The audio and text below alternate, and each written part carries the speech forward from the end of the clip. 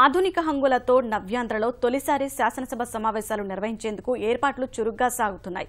సమావేశాల కోసం అమరావతి సచివాలయం ప్రాంగణంలో 6 నెంబర్ భవనం శరవేగంగా నిర్మితమవుతోంది. అత్యాధునిక వసతులతో సిద్ధమవుతున్న ఆ భవన విశేషాలు ఇప్పుడు చూద్దాం. అసెంబ్లీ ప్రాంగణం లోపలికి ప్రవేశించాలంటే కీలకమైంది 1వ నెంబర్ గేటు. ఉత్తరం పక్కన 2 గేట్లు దీనికోసం ఏర్పాటు చేయడం జరిగింది. కేవలం శాసనసభాపతి, అలాగే మండలి చైర్మన్, ముఖ్యమంత్రి ఇలా వీవీఐపీలకు మాత్రమే ఈ గేట్ నుంచి లోనికి ఎంట్రీ ఉంటుంది. అమరావతి సచివాలయానికి అనుబంధంగా 6వ భవనంగా నిర్మిస్తున్న శాసనసభ మండలి నిర్మాణం తుదిదశకు వచ్చింది. ఈ నెల చివరి నాటికి భవనాన్ని పూర్తి చేసి వచ్చే నెలలో శీతాకాల బడ్జెట్ సమావేశాలు కలిపి నిర్వహించడం లేదా దశల వారీగా ఏర్పాటు చేసేందుకు సర్కారు సన్నద్ధమవుతోంది. ముఖ్యమంత్రి కార్యాలయానికి ఎదురుగా ఆధునిక హంగులతో దాదాపు 6 ఎకరాల విస్తీర్ణంలో ఈ భవనాన్ని నిర్మిస్తున్నారు.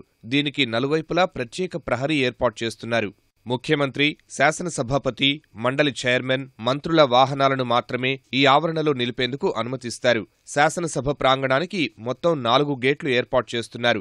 అందులో ఉత్తరం వైపు 2, తూర్పు వైపు 1, దక్షిణం వైపు మరొకటి ఉంటాయి. తూర్పు గేటు అత్యవసర భద్రతా కారణాలకు మాత్రమే వినియోగిస్తారు. ప్రాంగణానికి 4 వైపులా ముఖద్వారాలు ఉన్నాయి. వీటిలో 2 మండలి కోసం, మరో 2 అసెంబ్లీ కోసం వినియోగిస్తారు. సీడ్ యాక్సిస్ రహదారి ద్వారా శాసనసభ్యులంతా నేరుగా వెలగపూడికి వచ్చేందుకు ఏర్పాటు చేసిన గేట్ ఇది. ఇక్కడ ఏర్పాటు చేసిన ప్రాంగణంలోనే వాళ్ళు తమ వాహనాలు పార్క్ చేసుకుని ఈ మార్గం ద్వారానే అసెంబ్లీ ప్రాంగణంలోకి అడుగు పెడతారు. అసెంబ్లీ ప్రాంగణంలోకి అడుగుపెట్టిన ఎమ్మెల్యేలు ఇక్కడే పక్కనే ఉన్న అసెంబ్లీ భవనం లోపలికి ఎంటర్ అయ్యేందుకు ఈజీగా ఏర్పాట్లు అవి చేశారు.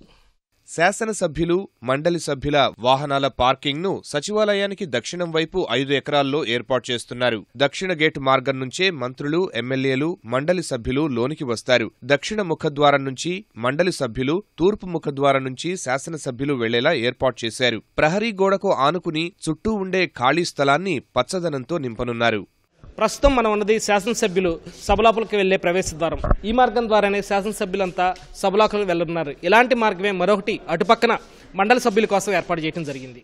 శాసనసభ, మండలి సమావేశ మందిరాల పైకప్పు 2 అంతస్తుల ఎత్తు ఉంటుంది. మండలిలో 90 మంది, శాసనసభలో 231 మంది కూర్చునేందుకు వీలుగా కుర్చీల అమరిక ఉంటుంది.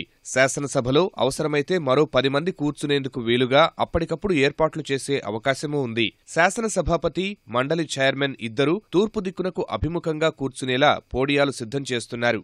శాసనసభ, మండలి సమావేశాలను వేరు చేసేందుకు ఓ కారిడార్ ఉంటుంది. మండలి చైర్మన్, శాసనసభాపతి, ముఖ్యమంత్రి, ఉభయ సభల ప్రతిపక్ష నేతలు, చీఫ్ విప్ల కార్యాలయాలు సమావేశ మందిరానికి దగ్గర్లోనే కింది అంతస్తులో ఉంటాయి.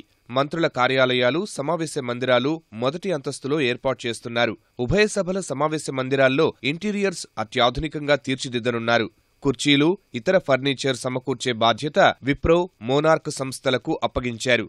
సంప్రదాయ మైకుల స్థానంలో అత్యాధునిక మైకులు అమర్చనున్నారు. వీటి వల్ల సభ్యులు ఎటువైపు తిరిగి మాట్లాడినా స్పష్టంగా వినిపించడంతో పాటు విరగ్గొట్టే అవకాశం లేదు. ఒక్కో గ్యాలరీలో 30 నుంచి 45 మంది కూర్చునేలా వీఐపీలకు, సందర్శకులకు, అధికారులకు, మీడియా ప్రతినిధులకు వేరువేరుగా శాసనసభలో 4 గ్యాలరీలు ఏర్పాటు చేస్తున్నారు. మొదటి అంతస్తులో పార్టీల పరంగా శాసనసభాపక్ష సమావేశాల నిర్వహణకు 250 మంది వరకు కూర్చునే వెసులుబాటు ఉంటుంది. వీటితో పాటు చిన్న సమావేశ మందిరాలు 3 సిద్ధం చేస్తున్నారు. భవనానికి 4 వైపులా లిఫ్ట్లు ఏర్పాటు చేస్తున్నారు. మొదటి అంతస్తులోకి వెళ్లేందుకు 4 వైపులా మెట్లు ఉంటాయి. ప్రస్తుతం ప్రాంగణం సిద్ధం చేసే పనులు మాత్రం 80% వరకు పూర్తయ్యాయి. మొత్తం మీద మరో నెల రోజుల్లోనే ఈ ప్రాంగణం నుంచి నవ్యాంధ్ర తొలి అసెంబ్లీ సమావేశాలు ఇక్కడ ప్రారంభం కానున్నాయి. కెమెరామెన్ బి నాగరాజ్తో VSN Krishna, ETV news, Amaravati.